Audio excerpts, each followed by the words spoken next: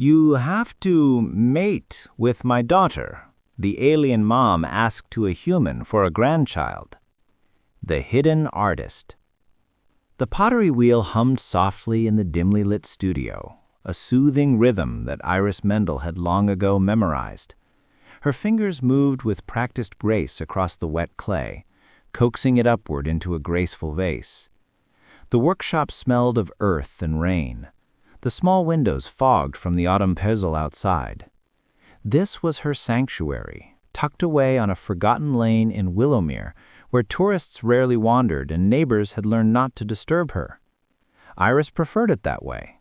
Solitude didn't judge. It didn't stare at the deep crimson birthmark that bloomed across the left side of her face, spreading from her temple down to her jawline like spilled wine on porcelain. She'd worn high-colored shirts and positioning scarves since childhood, developing an instinct to angle herself just so in any conversation, presenting only her unmarked right profile to the world. The bell above her shop door chimed, unexpectedly. Iris flinched, her concentration breaking as the vase wobbled dangerously. She caught it just in time, heart hammering as she glanced toward the entrance. A man stood silhouetted against the gray afternoon light, shaking rain from a worn leather jacket. He carried an expensive-looking camera bag over one shoulder. "I'm sorry," he called out, his voice warm and slightly apologetic. "I didn't mean to startle you. Your sign said open?" "Yes, Iris turned her head instinctively, letting her dark hair fall forward as a curtain. "I wasn't expecting anyone. The weather, you know." The stranger stepped further inside, his boots leaving wet prints on the concrete floor. He was tall, with sun-lightened brown hair that curled slightly at his collar, and an easy smile that suggested someone comfortable in his own skin. His eyes, a striking gray-green, swept across the studio with genuine interest, taking in the shelves lined with her work, bowls with crackled glazes, cups with handles like twisted vines, plates painted with delicate wildflowers. "These are extraordinary," he said, moving closer to examine a set of teacups. He didn't look at her, which Iris found both relieving and oddly disappointing. There's something organic about them, like they grew rather than were made. A flutter of pride warmed her chest. "Thank you. I'd try to let the clay speak for itself." "I'm Theo Ashford." He finally turned to her, extending his hand. "I'm a photographer, traveling through the region documenting small artisan communities. Would you mind if I looked around?" Iris hesitated before accepting his handshake, the brief contact sending an unexpected spark up her arm. His palm was warm and calloused, the hands of someone who worked with his art just as she did. Iris Mendel. And yes, of course, look all you want. Iris returned to her wheel, acutely aware of his presence as he moved through her space. Most people rushed through, made polite comments, and left. Theo took his time, picking up pieces carefully, turning them in the light, even crouching to view them from different angles. Once he caught him taking a photo of how the afternoon glow filtered through a translucent bowl. "How long have you been working here?" he asked, pausing near my wheel but keeping a respectful distance. 5 years. I inherited the building from my aunt. She was a weaver. This was her studio. "It suits you, this quiet corner of the world." There was no pity in his voice, just observation. "Do you ever show at markets, festivals?" "No." The word came out sharper than intended. She softened it with explanation. "I prefer to let the work travel without me. I have a few galleries that carry my pieces." Theo was quiet for a moment, and Iris felt his attention shift, truly focusing on me for the first time. Her shoulders tensed, waiting for the familiar pattern, the initial glance, the double take, the poorly concealed reaction. But when he spoke, his voice remained unchanged. "That's a shame. Artists should be with their work. People connect more deeply when they can meet the hands that shaped what they're admiring." He paused. "Would you let me photograph your studio? Maybe some shots of you working? I think your story would resonate with people." "No." This time the word was barely a whisper. I'm not photogenic." "I doubt that's true." Theo's response was gentle but firm. But I understand if you're not comfortable. How about just the studio then? And maybe we could talk about your process." Iris finally looked up, forgetting to angle herself away. For just a moment their eyes met fully. I braced for his reaction, but Theo's expression remained open, interested, and something else I couldn't quite name flickering in his gaze. Not pity, not shock. Something almost like recognition? "All right," I found myself saying. "Just the studio." As he began setting up his camera, Iris wondered what she'd just agreed to and why her heart was beating so strangely fast. Whispered confessions. The photography session had stretched into early evening. Theo moved through Iris's studio like he belonged there, his camera clicking softly as he captured the way twilight painted her ceramics in shades of amber and shadow. Iris had relaxed incrementally, growing accustomed to his presence, even finding herself explaining her techniques without the usual nervous stammer that plagued her rare social interactions. "This glaze," she said, holding up a bowl with an iridescent finish that shifted from deep blue to purple, "comes from a recipe I developed using local minerals. Every piece is slightly different depending on where it sits in the kiln." Theo lowered his camera, genuine fascination in his expression. "So each one is truly unique, even if you tried to replicate it exactly?" "Exactly. The fire decides the final beauty." Iris ran her fingers along the bowl's rim, a gesture of such tenderness that Theo raised his camera again, capturing the moment before she noticed. "Could you hold that pose? The way you're touching it, there's such reverence there." Iris froze, suddenly self-conscious again. She shifted her position, angling away. "I don't think—" "Please." His voice was soft but insistent. "Just for a moment. You don't have to look at the camera. Just be with your work the way you were." Something in his tone made her comply. She focused on the bowl, letting herself sink back into that meditative space where only the art mattered. The shutter clicked several times, then silence. When she glanced up, Theo was watching her with an intensity that made her breath catch. "Thank you," he said simply. "That was perfect."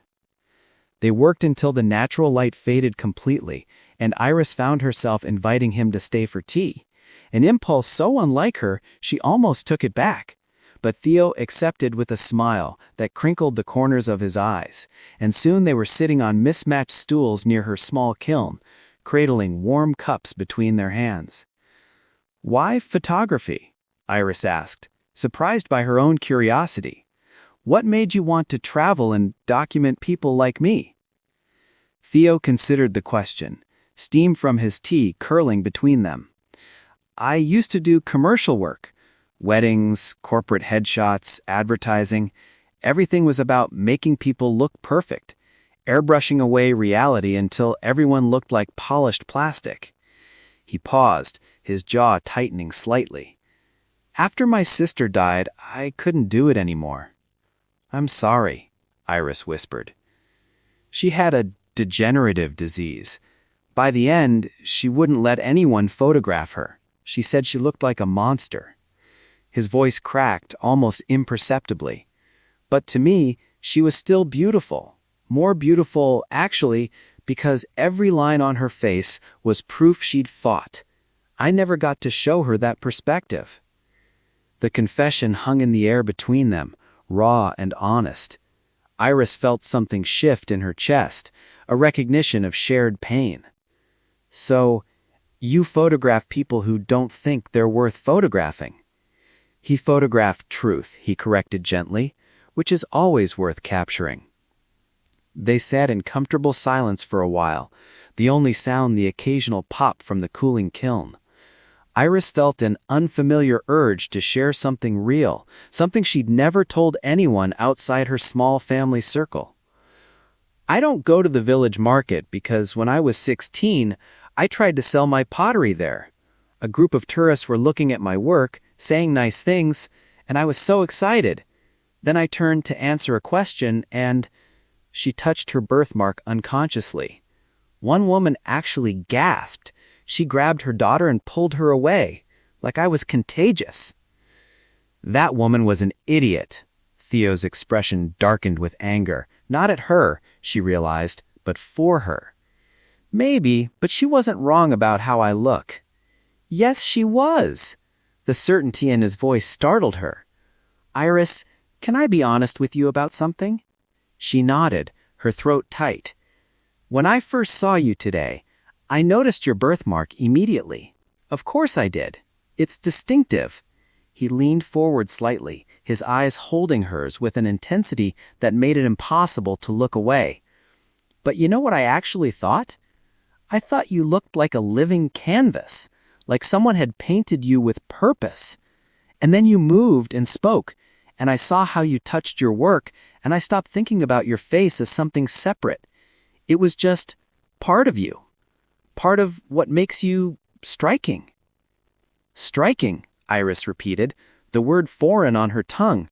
Not beautiful, not pretty, but not ugly either. Something more complex. Memorable, Theo added. The kind of face that stays with you long after you've looked away. Iris felt tears prickling behind her eyes and blinked them back furiously. You don't have to say things like that. I'm not saying it to be kind. Theo reached out slowly, telegraphing his movement, and gently tucked a strand of hair behind her ear on her marked side. His fingers brushed her cheek with feather-like contact, and she shivered. My face is ugly, she whispered, testing the words she'd told herself 1,000 times, waiting for him to agree or politely disagree. Instead, Theo smiled, a slow, genuine smile that transformed his entire face. To me, Iris Mendel, you're the kind of beautiful that steals breath, the kind that makes artists desperate to capture it and know they'll fail because no medium could do justice. Before she could respond, before she could talk herself out of believing him, he stood and extended his hand. It's late. I should go. But would you have dinner with me tomorrow? There's a pub in the village square. Let me buy you a meal and we can talk more about art. Or anything else you want. Iris stared at his extended hand, at the open invitation in his expression. Every instinct screamed at her to refuse, to retreat back into her safe solitude. But something stronger, hope maybe, or longing, made her place her hand in his. Okay, she breathed. Tomorrow. As Theo left, promising to return at 7, Iris stood alone in her studio and touched her face where his fingers had brushed. For the first time in years, she wondered if maybe, possibly, she'd been wrong about what people saw when they looked at her. Learning to see. Dinner became walks. Walks became daily meetings. Within a week, Theo had woven himself into the fabric of Iris's carefully structured solitude, and she found she didn't mind the disruption. In fact, she'd started looking forward to the sound of his knock on her studio door, to the way his face lit up when she opened it. Come on, Theo said on a misty morning, gesturing toward the path leading into the hills beyond Willowmere.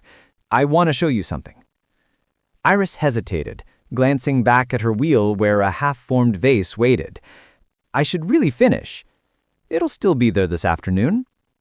He held out his hand, and she took it with only a moment's hesitation. His fingers intertwined with hers felt natural now, a connection she'd grown to crave. They climbed the winding trail in comfortable silence, the village shrinking below them. Theo led them off the main path, through a gap in the stone wall that bordered an abandoned cottage. The garden had gone wild, but in its chaos, Iris saw unexpected beauty, roses climbing through crumbling masonry, wildflowers pushing through cracks in the foundation, moss painting the old stones in shades of emerald and jade.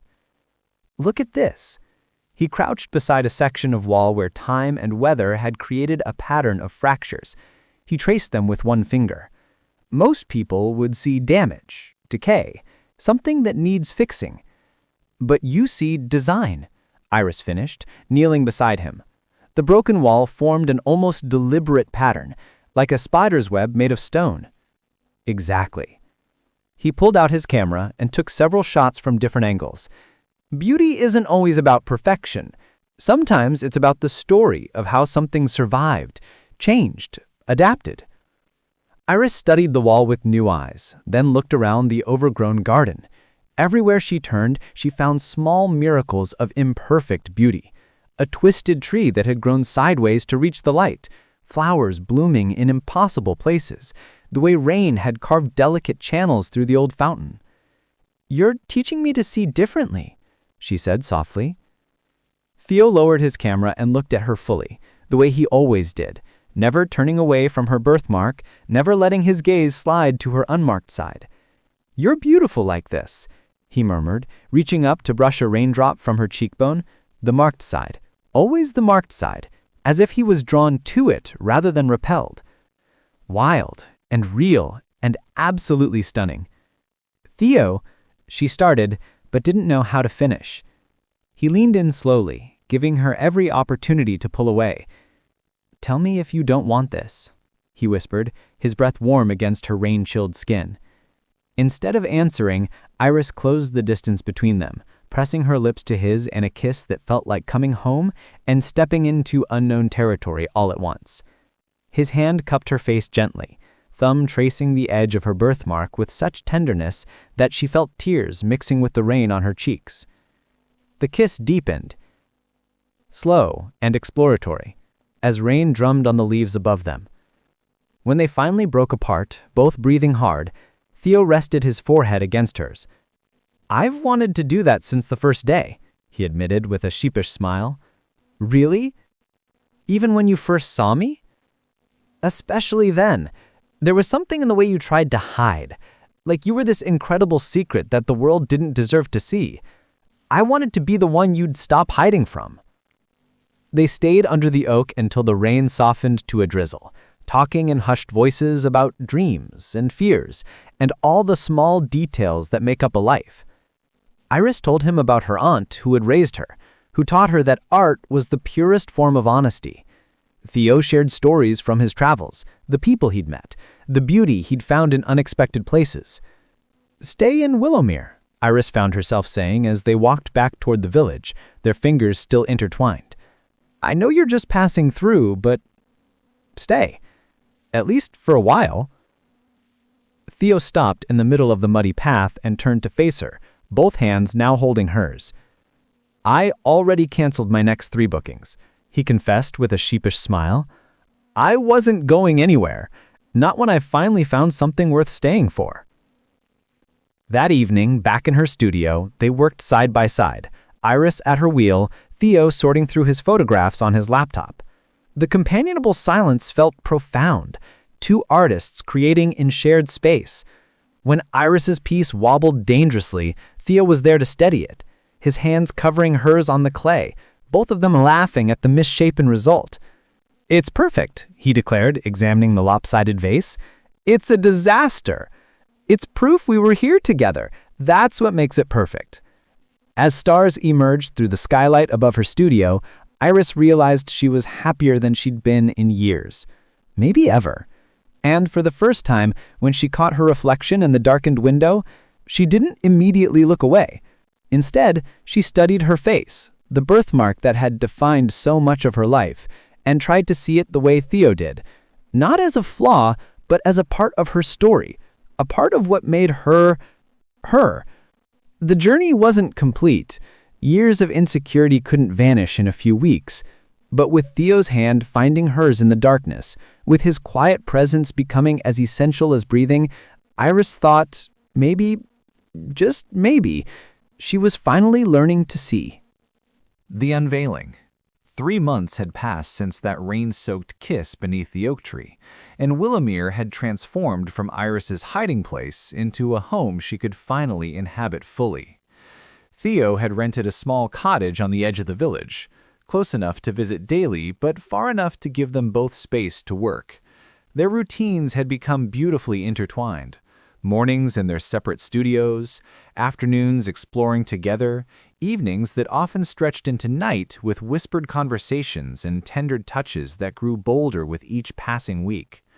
Iris had even ventured into the village square twice, Once for supplies, and once simply because Theo wanted to show her a street musician he thought she'd appreciate. Both times, she'd worn her hair pulled back, her scarf loose around her shoulders rather than wrapped protectively around her face. The stares still came, but with Theo's hand steady in hers, they felt less like judgments and more like simple curiosity. "I have an idea," Theo announced one morning, bursting into her studio with the infectious energy that always signaled he'd been struck by inspiration. "And before you say no, just listen." Iris looked up from the plate she was glazing, a smile already tugging at her lips. "That's not a promising start. I want to do an exhibition, a joint show, your ceramics, my photographs." He moved closer, his excitement palpable.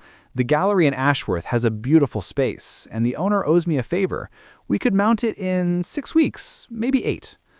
"That sounds wonderful," Iris said, carefully setting down her brush. "Your work deserves to be seen properly, not just in traveling displays." "Our work," Theo corrected. "Together. That's the whole point." He paused, and she recognized the slight hesitation that meant he was about to say something she might not like. "I want to include some portraits, Iris, of you." Her stomach dropped. "No."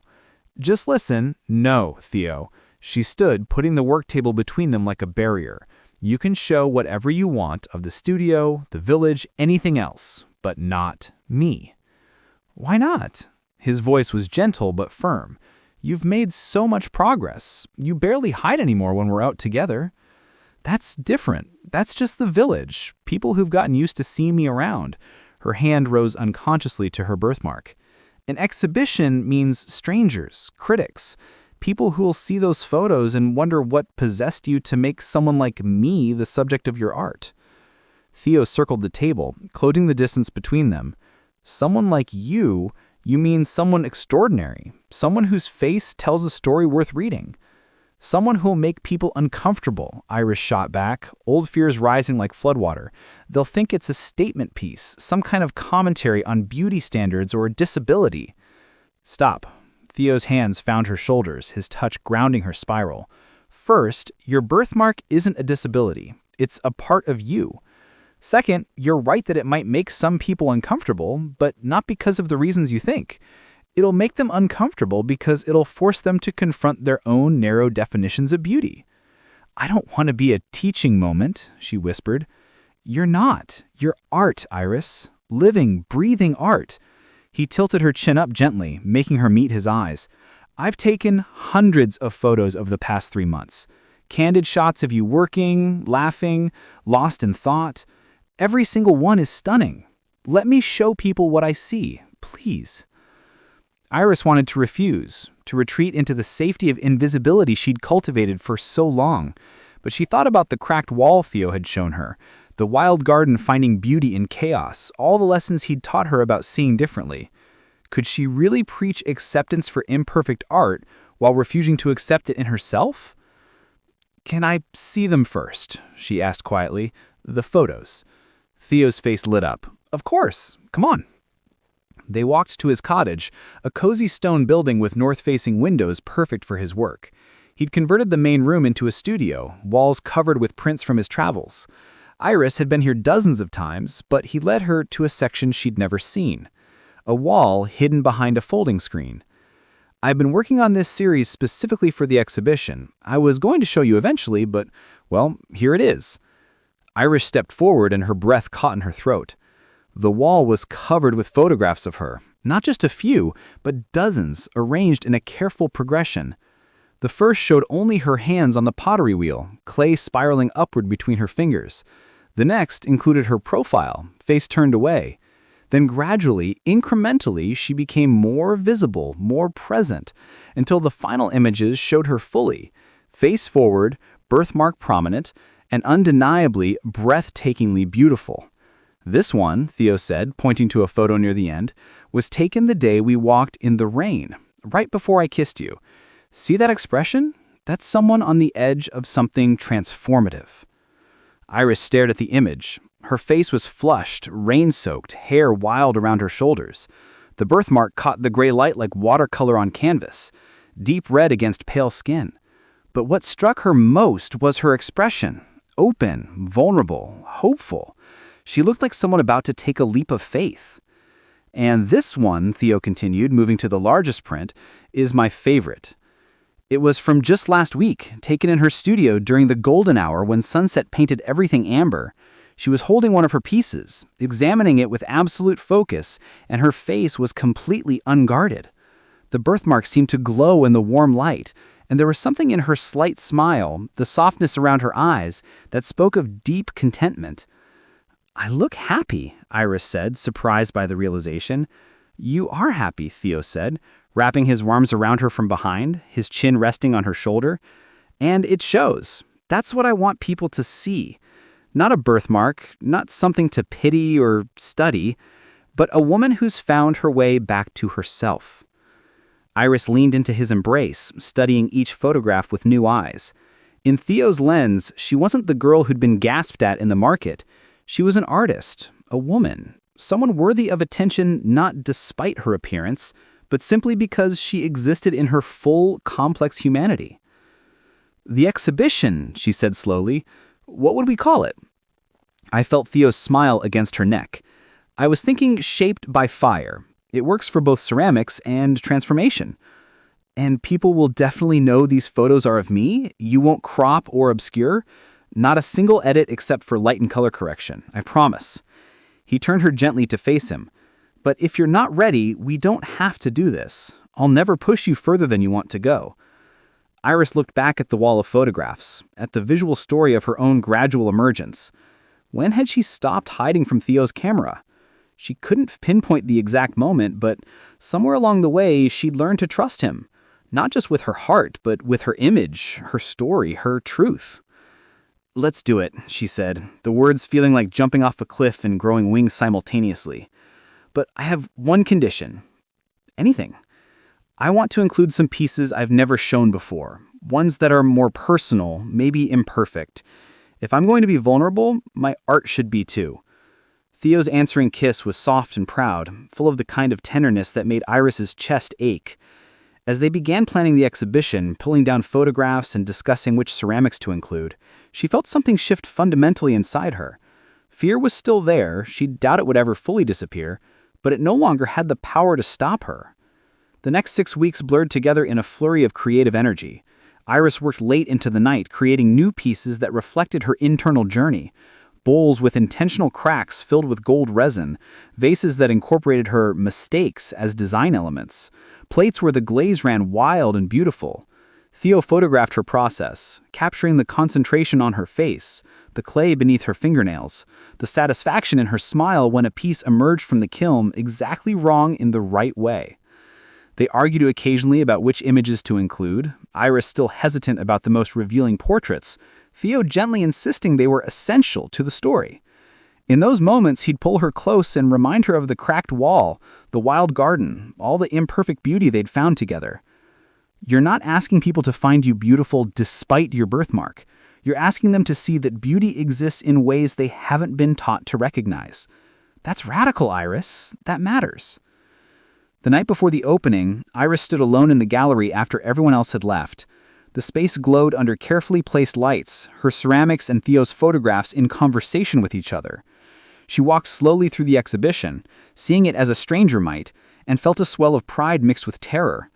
Tomorrow, people would come. They would look at her face blown up to life-size on the gallery walls. They would judge, comment, perhaps criticize. But they would also see her, truly see her. And maybe, just maybe, some of them would understand what Theo had been trying to teach her all along. That true beauty wasn't about symmetry or conventional features. It was about authenticity, courage, the willingness to be seen despite fear. It was about the marks life left on you and how you carried them forward. Iris touched her reflection in the glass covering one of Theo's photographs. In it, she was laughing at something he had said, her whole face alight with joy, birthmark and all. For the first time in her life, she thought of her own image and thought, yes, that's me. And I'm enough. Breath stolen. The exhibition opening drew a larger crowd than either of them had anticipated. The gallery in Ashworth was packed with art enthusiasts, local collectors, and curious visitors who'd seen the promotional materials. Iris stood near the entrance, her stomach churning with anxiety, wearing a deep green dress that Theo had insisted brought out the warmth in her skin. Her hair was pulled back in a simple twist, nothing hiding her face. "You can leave whenever you want," Theo murmured, his hand finding hers. "Just say the word and we'll go." But Iris shook her head, watching people filter through the space. She'd come this far. She could see it through. The first hour was excruciating. She overheard fragments of conversations, some praising the work, others clearly trying to puzzle out the concept behind featuring someone with such prominent facial differences. One woman loudly proclaimed it brave, which made Iris's jaw tighten. But then something unexpected happened. An elderly man stopped in front of the large portrait Theo had called his favorite, Iris in golden hour light, holding her ceramic piece. He stood there for nearly 10 minutes, and when he finally moved on, there were tears in his eyes. A young woman with severe acne scarring spent an equal amount of time studying the progression of photographs, the visual journey from hidden to revealed. When she noticed Iris watching her, she smiled with understanding that needed no words. A mother with a small daughter paused before one of Iris's favorite pieces, a vase with deliberate cracks filled with gold. "See, sweetie?" the mother said softly. "Even broken things can be beautiful. Sometimes the breaks make them more special." Iris felt Theo squeeze her hand as they watched these small moments of connection multiply throughout the evening. Not everyone understood, and there were still awkward stares and uncomfortable whispers, but more people than she'd expected seemed to genuinely see what they'd tried to express. "Excuse me," a voice said behind them. Iris turned to find a woman in her 40s, professionally dressed, with intelligent eyes behind stylish glasses. "I'm Rebecca Chen, curator from the Coastal Modern Gallery in Brighton. I had to come see this exhibition after seeing the preview images. Your work is extraordinary, both of you. The ceramics have such emotional depth, and these photographs," she gestured at the nearest wall, "they're some of the most honest portraits I've seen in years." "Thank you," Iris managed, stunned. "I'm actually here with a proposal. We're planning an exhibition next spring on contemporary artists redefining beauty in craft and form. I'd love to feature your work, a more extensive collection than what's here. Would you be interested in discussing it?" Iris glanced at Theo, who was grinning like he'd just won the lottery. Yes, I'd be very interested." They exchanged contact information, Rebecca promising to reach out the following week. As she walked away to examine more pieces, Iris felt dizzy with disbelief. "Did that just happen?" she whispered. It did. Theo pulled her into a corner away from the crowd and kissed her thoroughly. "I told you, the world needed to see what I see." The evening continued in a blur of conversations, compliments, and a few sales that shocked Iris into speechlessness. By the time the gallery began to empty, she was exhausted but glowing with an unfamiliar emotion. Pride, maybe, or vindication, or simply the profound relief of being seen and not rejected. "Come on," Theo said as the last guests departed. "I have one more thing to show you." He led her back to his cottage, the night air cool and sharp after the warmth of the packed gallery. Inside, he disappeared into his studio and emerged carrying a large, flat package wrapped in brown paper. "I was going to wait, but after tonight, it feels like the right time." Iris unwrapped it carefully, her hands trembling slightly. Inside was a leather-bound book, clearly handmade, with her name embossed on the cover in gold leaf. Below it, a title, "The Face That Stopped Time." She opened it to find page after page of photographs. Some from the exhibition, but many more she'd never seen. Intimate moments captured when she wasn't aware of the camera. Laughing with clay-covered hands, sleeping on his couch with a book open on her chest, dancing alone in her studio, to music only she could hear. There were photos of them together too. Images he must have set up with a timer. Her in his arms, both of them smiling at each other, instead of the camera. His hand always touching her marked cheek as if it was his favorite place to rest. The final page held a single photograph and handwritten text beneath it. The image showed Iris, from their first day meeting, half hidden behind her hair, eyes wary. Theo's words were simple. "When I first saw you, I thought you were hiding. Now I know you were waiting for someone who would see not just beauty, but you. Thank you for letting me be that person. Thank you for teaching me that the most breathtaking art is the kind that bears its truth without apology. You are my masterpiece, Iris Mendel, not because I captured you, but because you let yourself be seen. I love you." Iris's vision blurred with tears. You love me?" "Desperately. Completely. I've loved you since you first whispered that you thought you were ugly, and I realized I'd spend the rest of my life trying to show you the truth." "I love you too," Iris breathed, the words feeling both enormous and inevitable. "You've changed everything for me. The way I see the world, the way I see myself, the way I—" He silenced her with a kiss that tasted of joy and promise and all the tender nights yet to come. When they broke apart, both smiling through tears, Iris pulled him up to sit beside her on the couch. "Tell me something," she said, tracing the line of his jaw with gentle fingers. "When you look at me now, do you still see the birthmark first?" Theo considered the question seriously. "I see you first, all of you, as one complete picture. The birthmark is part of that, like your eyes are part of it, like the way you bite your lip when you're concentrating is part of it. But what I see most is the woman who is brave enough to trust me. That's what takes my breath away." They sat together in the quiet cottage, the photo book open across their laps, and Iris felt a profound sense of arrival. Not at perfection, she'd never believe in that again, but at acceptance. At peace with the face she wore, the body she inhabited, the life she was finally brave enough to live fully. "So what happens now?" she asked, her head on his shoulder. "Now, we keep creating, keep exploring, keep finding beauty in unexpected places." He paused, his arm tightening around her. "And maybe, if you're interested, we keep doing it together. Not just for a season or a year, but indefinitely." Iris turned to look at him, seeing the vulnerability in his expression, the hope he was trying to temper. "Are you asking me something, Theo Ashford?" "I'm asking if you'd consider making this permanent. Not marriage necessarily, not yet though I think about it, but a real partnership. Combine our studios, our work, our lives. Build something together that's more than either of us could create alone."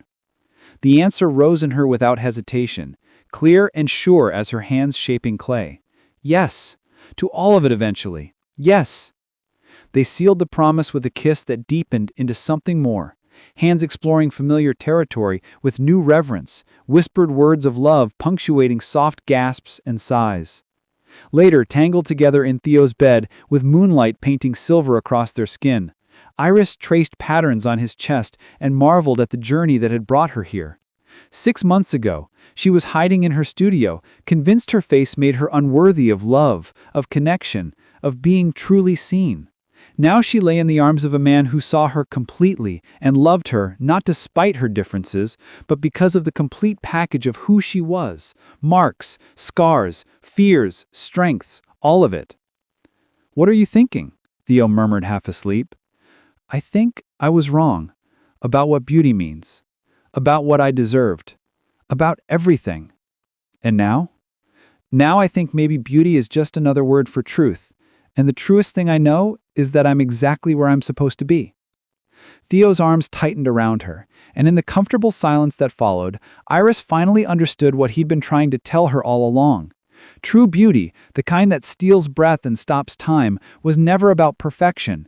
It was about authenticity, vulnerability, the courage to show up as you are and trust that it's enough.